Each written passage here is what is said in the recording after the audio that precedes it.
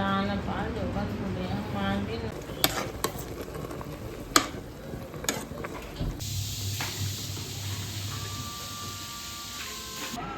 शरण पानी और दवाई दे।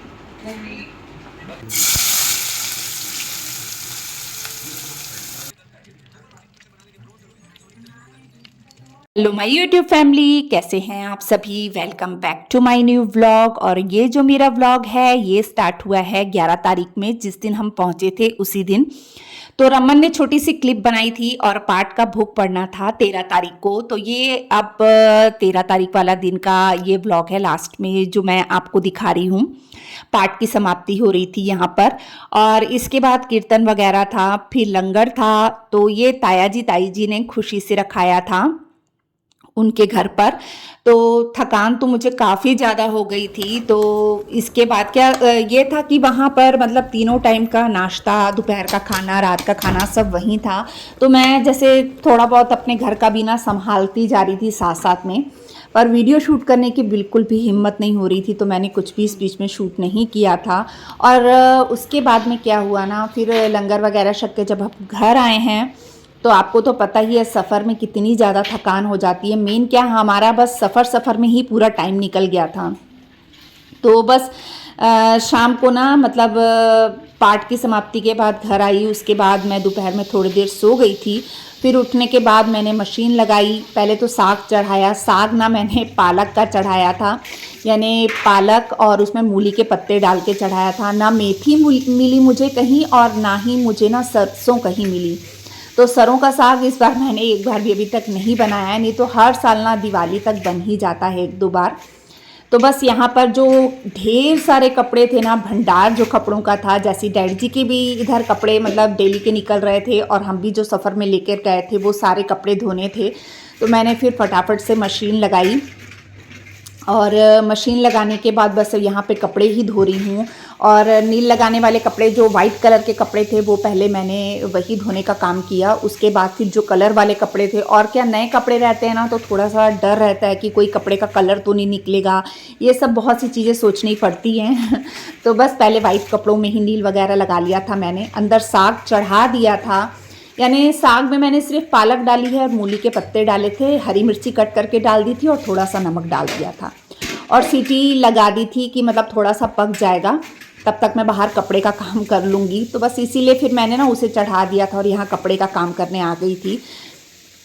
और इसके साथ में ना क्या हो रहा था, मेरी मेडिसिन का भी ना बहुत ज़्यादा मतलब आगे पीछे हो जा रही थी। आपको तो पता है मैं शाम को जल्दी काम निपटा लेती हूँ और अपनी मेडिसिन भी टाइम पर ले लेती हूँ। तो ऐसा हो जा रहा था कि टाइम, मेडिसिन का ना कोई टाइम ही नहीं रह गया था इतने दिन में सफ़र में। तो किसी भी टाइम खा ले रही थी, ऐसा हो जा रहा था, जिस वजह से ना मतलब चक्कर से बहुत ज़्यादा आ रहे थे। एक तो कुछ सफ़र की थकान थी, और दूसरी भी मतलब दवाई की वजह से भी हो रहा था। पर क्या करें, जो जिम्मेदारियां अपनी होती हैं लेडीज़ लोगों की, वो तो हमें करनी ही हैं। जैसे जेंट्स हैं वो अपने काम पे जाते ही हैं, तो वैसे ही हमें भी घर की सारी जिम्मेदारियां जो हैं वो खुशी खुशी निभानी पड़ती हैं। और मैं तो मतलब अपने घर के कामों को खुशी खुशी ही करना पसंद करती हूँ। ऐसे नहीं कि मुंह बनाकर काम कर रहे हैं, ऐसा बिल्कुल नहीं है।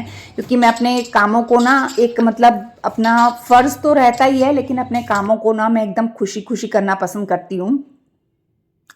और ये देखिए यहाँ पर इतने सारे कपड़े धोए थे कि कुछ कपड़े मैंने गाड़ियों में डाले थे, कुछ दरवाज़ों पे सूखने के लिए डाल दिए थे, कुछ अंदर डाले थे कमरे में, और कुछ बाहर। तीनों रस्सियाँ तो भरी ही हुई थी, कुछ कुर्सी में ऐसे डाल दिए थे। इसके बाद क्या है, कपड़े वगैरह धोने के बाद ना अंदर आ गई थी, और बस यहाँ पर कोको भी पास में ही बैठा हुआ था, और लहसुन, अदरक, ये सब प्याज, जो तड़के की तैयारी है ना वो कर रही थी, और लहसुन वगैरह छिल रही थी। और इसी बीच में मैंने शरण को कह दिया था कि शरण अब मुझे टाइम से दवाई दे दे, क्योंकि ना फिर क्या होता है ना, आगे पीछे हो जाता है ना थोड़ा भी, तो टाइम फिर गड़बड़ होता है, और मुझे वापस से अपना टाइम ना सही सेट करना था। तो बस अब मैं लग गई हूँ, मतलब मैंने चाय भी पी ली, और चाय ना जो है वो रमन ने बनाई थी, तो चाय वगैरह पी ली मैंने। और उसके बाद आ गई, तब तक साग भी था जो वो अच्छे से पक चुका था। थोड़ा सा आटा डाल दिया है, और आटा डाल के इसे अच्छे से ना घोट दूंगी। तो अब जो तड़के की तैयारी थी वो भी इसी बीच ना मैंने कर ली थी। प्याज कट कर लिए थे, अदरक लहसुन की पेस्ट तैयार कर ली थी, और आप चाहें तो कट करके भी डाल सकते हैं। वैसे मैं कट करके इसलिए नहीं डालती क्योंकि मेरे बच्चे ना मुंह में आता है ना अदरक या लहसुन मुंह में आता है ना तो वो एकदम गुस्सा होने लग जाते हैं, बोले मम्मा ये इसका स्वाद अच्छा नहीं लग रहा है। तो कूट के डाल दो, वो सबसे बेस्ट है ना, बच्चों को पता चले ना कुछ। तो बस मैंने कूट के डाल दिया था।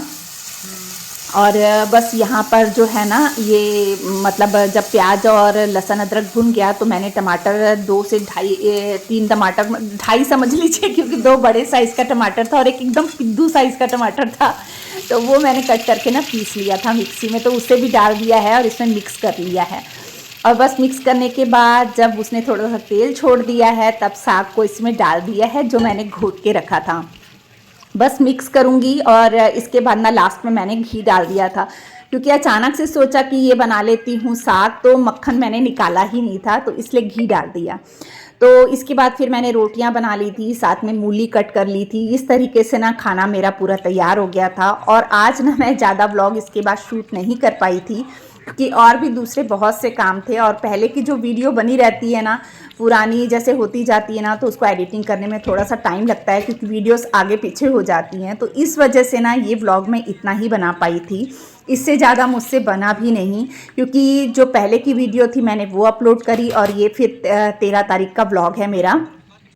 तो आज मैं यहीं पे अपने व्लॉग का एंड करूँगी। बताइएगा मेरा व्लॉग कैसा लगा। मिलते हैं नेक्स्ट व्लॉग में, तब तक के लिए बाय।